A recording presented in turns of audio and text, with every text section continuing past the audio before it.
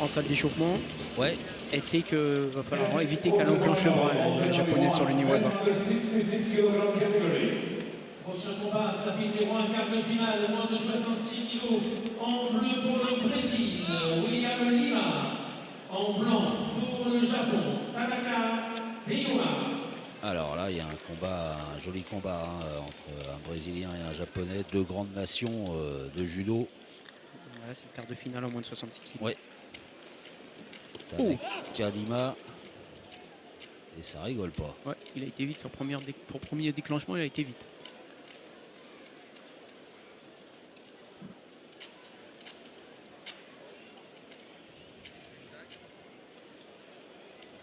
Allez, le Japonais qui a repris l'initiative. Il a bien défendu, il a repris l'initiative. Et là, ça va être danger pour le Brésilien. Qui reprend l'initiative aussi. C'est une bonne séquence au sol. Ouais, ça bosse bien là, les deux là. Allez, maté de l'arbitre. Il s'en est passé des choses dans cette séance de Newaza. Cette séquence de Newaza.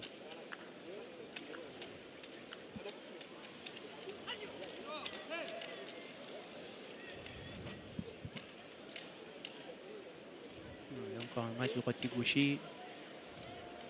Le Japonais qui contrôle l'épaule. Voilà, un petit bout de manche. Ça veut dire que là...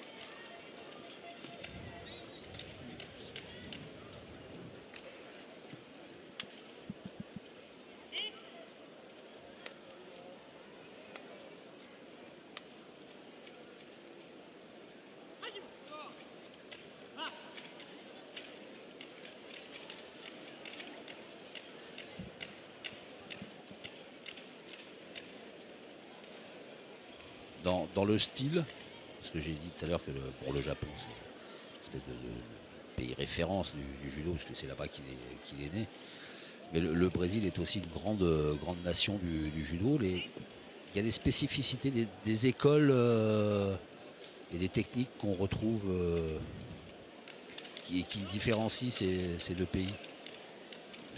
Ouais, oui, automatiquement les Japonais ils travaillent beaucoup en saisie classique, donc manche revers tout simplement. Ouais. Alors ils savent travailler en croisé, ils savent travailler main là-haut, mais la grande majorité travaille comme il est en train de travailler là, donc main revers manche, des seoi, des uchimata. Donc c'est beaucoup comme ça. Les Brésiliens c'est un petit peu plus c'est moins ciblé sur un travail comme ça en fait. T'as plus de profils qui travaillent classique, puisqu'on voit que Lima il travaille aussi manche revers, hein. Ouais. Mais tu avais des anciens comme par exemple Derli qui lui adorait le corps à corps, adorait les kataguruma, adorait tout ça en fait. Donc c'est un petit peu plus varié, je pense, en termes de style. Un peu moins académique. Ouais. En termes de style, il y a plus de styles différents. Alors que les Japonais, voilà, on sait que dans la grande majorité, ils travaillent manche revers, quasiment tous.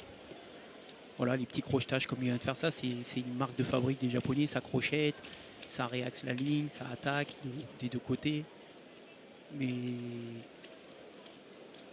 après, voilà, les Brésiliens, on sait à une grande chance en fait, on sait que c'est des gens qui travaillent au sol. Ouais. On sait que c'est des gens qui font bien judo.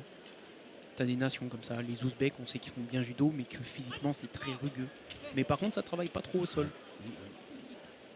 Quand on passe du temps dans le circuit, comme ça, on arrive à identifier les styles.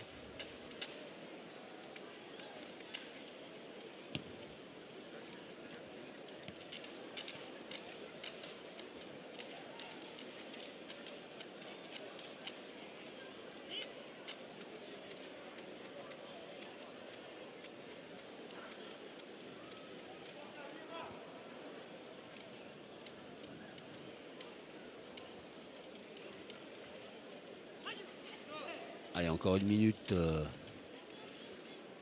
dans ce duel pour un billet en demi-finale.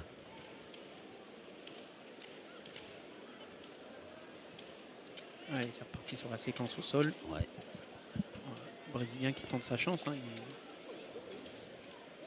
C'est quand même très verrouillé. Ah, il part sur justement les petits étranglements. Petit étranglement, ouais. Ouais, avec son propre kimono, mais voilà, le Japonais il défend en bloc, il laisse rien passer. Et du coup, c'est lui qui prend une moulinette. Ouais. C'est le nouveau règlement. Quand vous êtes à l'initiative et que ça ne va pas au bout, vous prenez une moulinette. Vous perdez.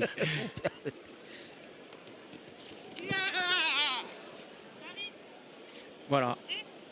Là, vous avez un exemple du nouveau règlement. Oui. Tomber sur les fesses avec les deux mains en arrière. Wazari. Et logiquement, il va prendre Shido, donc il a perdu. Bon, voilà. Alors ça, attention. Hein.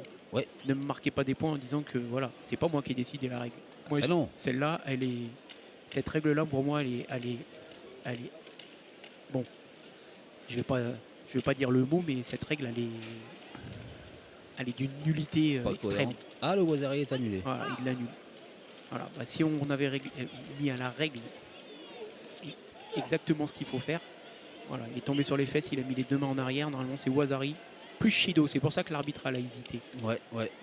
Mais vous imaginez, ça veut dire qu'il prend Wazari et en plus il perd le match parce qu'il a deux Parce Shido. que, ouais. Donc ça, pour moi, c'est. Ouais, je sais pas C'est une pourquoi. aberration un peu. Ouais. Bah dans ce cas-là, qu'ils remettent les coca. S'ils veulent que. Ah oui. Voilà. J'avais oublié ça, oui. Ah oui. Vous avez soif? Bon, pas de coca. C'est pas bon pour la santé. Eh non, surtout pas. Quand on a soif, il n'y a rien de mieux que l'eau. Ou pas. Oui, oh là là là, doublé, magnifique. Ouais, en fait, je sais pas. Apparemment, ils ont mis cette règle-là pour éviter les blessures aux épaules, parce que quand on met les mains, on peut se blesser. Mais dans ce cas-là, en fait, on interdit beaucoup de choses, en fait. Ouais. Alors, La petite lentille. il a perdu un truc. Non, c'est un angle. Il a perdu un angle, il leur colle. Je le mets dans l'œil.